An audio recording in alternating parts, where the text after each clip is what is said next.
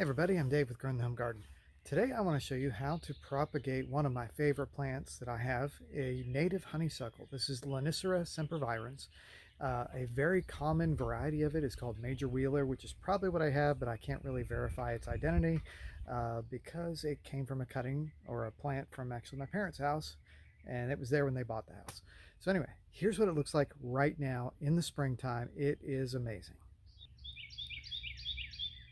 You can see here we have it growing up through this crepe myrtle tree,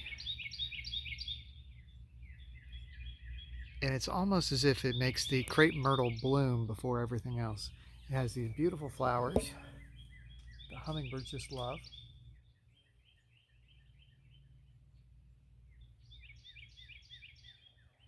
The only downside of this particular honeysuckle is that it is not fragrant like the invasive types and a few other native types.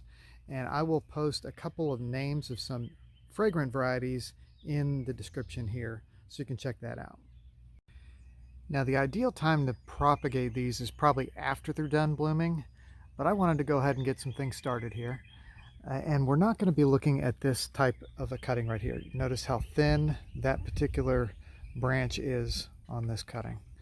Okay, we're going to move to a different type. So we're going to come around over here and look at how thick this particular branch is there. This is the one we're going to take from. And it doesn't have any flowers on the end of it, so we're not actually cutting off any blooms. But it's got probably some really good material there for getting some good roots happening. So I'm going to snip this one down over here close to this spot right here off of the old growth. And I'll just extricate that.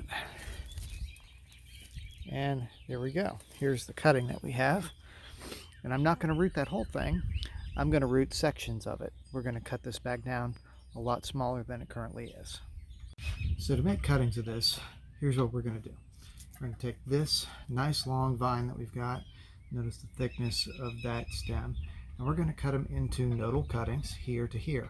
It very well could root in between the nodes, but I'm going to just do nodal cuttings for this particular cutting. So I'm going to cut that off. And notice here there's a node at the bottom. And this leaf is not looking so good, so I'm just going to pull it off. And then I'm going to snip right above that. And that's going to create right there. It's got two nodes on it, one at the bottom, one at the top, where the leaf currently is. And then this bottom portion, I'm going to dip into the rooting hormone just because I want to increase the odds of success here. And we're just going to give it a little dip like that. And for rooting medium, we're using just some bark chips right in there in the spot. Right now they're dry, but I'm going to water it here as soon as we get these cuttings stuck. And right there, we have our first cutting. So I'm going to do a few more of these. Go through it again. This section here, we're going to take that off entirely. I probably could root that, so I might be leaving some possible cuttings like that. Take those leaves off. And here, since those are nice and healthy two leaves, I'm going to leave that alone. Pop it in, and then stick it in my container. And I think I can probably easily get about 3 or 4 cuttings in this one pot. So again, and you notice every time we get a little further down the branch, the stem gets a little bit thinner. Just like that.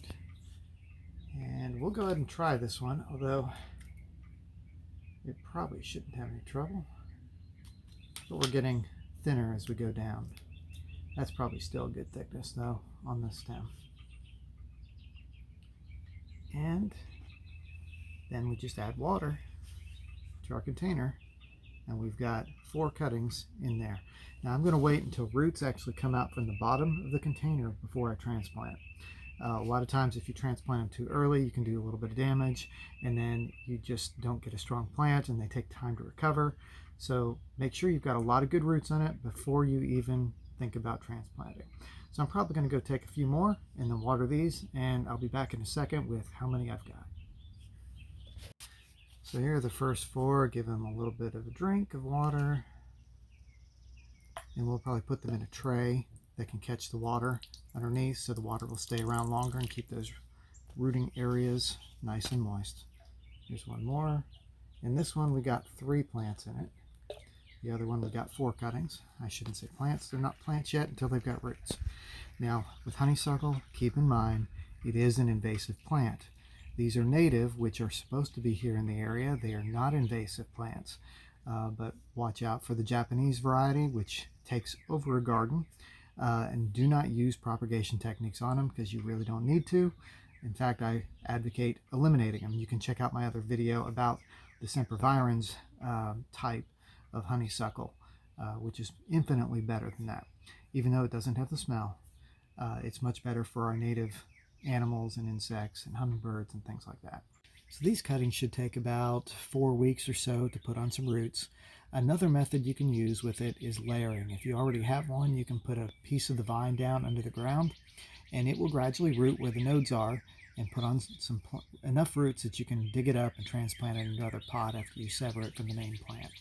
So those are the 2 main ways to propagate this, through cuttings or through layering. And either one, you should have some pretty good success on it because honeysuckle grows really well and it's a very strong plant to grow in the garden. I definitely love it in our yard, and that's why I'm making more, so we can take it with us when we move. So I'm Dave with Growing the Home Garden. If you enjoyed this, hit the like button, subscribe, and we'll catch you next time on Growing the Home Garden.